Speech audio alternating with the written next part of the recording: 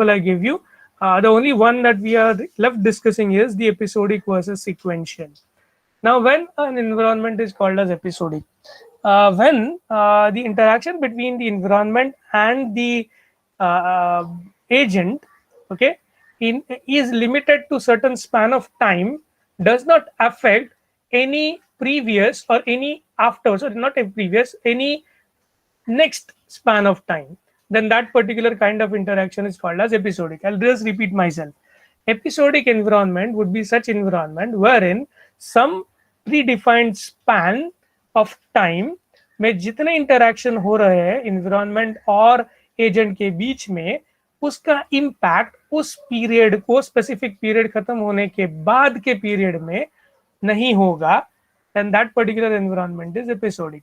So there's an episode of communication that is occurring between the agent and the environment, and once that episode is over, the next interaction would be totally different from the current interaction, or the next interaction after that episode ends may not actually relate to the previous episode. Then such a particular interaction is referred to as an episodic environment.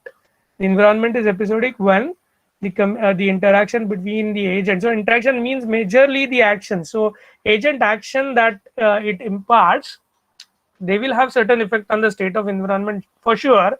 But once the episode is over between the agent and the environment, the action that the agent has done will not be will not be changing the state any further.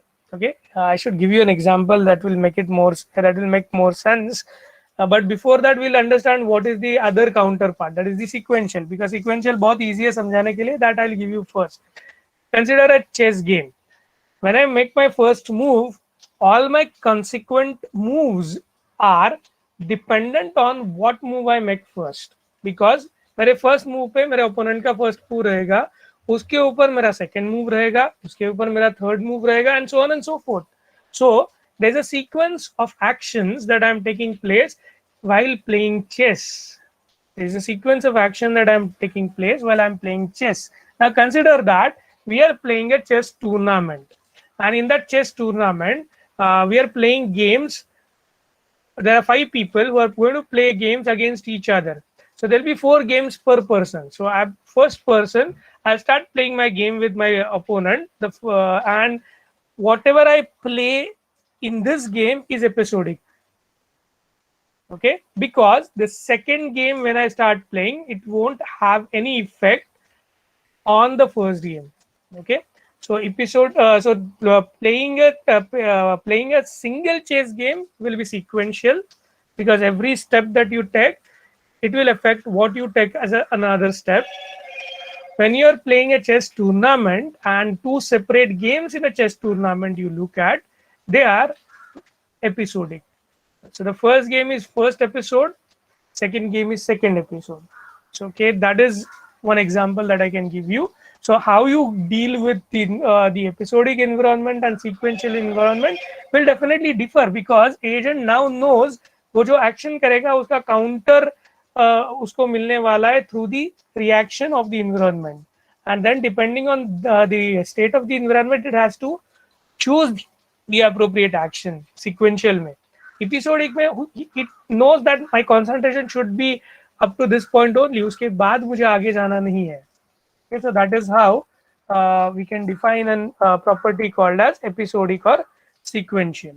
Okay, fine. I hope somebody wrote something. I thought. Try to check. So what we learned today? We learned that the task environment analysis is a very important criteria to know the environment, and knowing the environment will impact the overall architecture of the agent. We have not seen what do you mean by agent architecture yet, but agent architecture would mean organization of different components that are housed inside the agent. Okay, only we know that agent has 3 things so far. One thing is the sensors, the other thing is the actuators, and there is a question mark in between. But as I told you, that question mark just represents some kind of a mapping that maps the percept sequence to the actions that the agent does. This mapping can be shown or organized in different manners or different ways, and those ways can be achieved through different architectures of the agent. Okay. Now the agent task environment can be either fully observable, partially observable, single or multi-agent. If it is multi-agent, it can be competitive or cooperative. There can be a deterministic environment or a stochastic environment, episodic versus sequential environment, static or dynamic environment. There can be a discrete as well as, or against that, continuous environment, known or unknown environment. Please understand that one environment that we are analyzing may qualify one of the labels of out of these 7 labels, and so I can have a combination of 7 labels, or some environments may not actually classify into any category. For that environment we won't have those labels. So ultimately, when we are analyzing the task environment, what we are doing is we are actually trying to come up with a chart like this. A chart like, not like this, sorry, the next page has that chart. I missed it, sorry, I put it in the wrong page. This happens, these funny things keep happening. So consider that, consider this is what we are trying to achieve when we are trying to understand the task environment. तो ये अगर figure आप ठीक से closely देखोगे तो आपको पता चलेगा. Just increase a bit font. So the first column is task environment. So these are different task environments: crossword puzzle, chess, poker, backgammon, taxi driver, medical diagnosis, image analysis, part picking robot, refinery controller, interactive English tutor. All these are kind of different tasks for which we want to build programs for, or we want to build AI for. We are now classifying them. Are they observable? What kind of count of agents it has? Is the environment deterministic? Is the interaction episodic? Is the environment static? And is the interaction discrete? Okay, so you'll find that crossword puzzle is fully observable, single agent, deterministic, sequential, static, and discrete environment. So this is how we will be classifying them into those 6 out of 7. वो known unknown में most of these problems that we are discussing over here, they are working in known environment, and that's why we have not had we do not have that common of known versus unknown. Okay, so known versus unknown छोड़ के सभी 6 जो मेरे dimensions थे उसमें मैं classify कर सकता हूँ हर एक प्रॉब्लम को. So now rest of the 4 minutes what I want you to do is I want you to consider the examples over here and see that you can relate to why they have been classified as a particular type of environment. Okay, so I'm not going to talk anymore. I'm going to show you this picture. You just read this, or you may have the picture in your ebooks as well. I've shared the ebook with you already. Just think you are able to relate to why crossword puzzle is a deterministic environment, why crossword puzzle is sequential and not episodic. You should be able to identify that. Okay, so please try to identify that.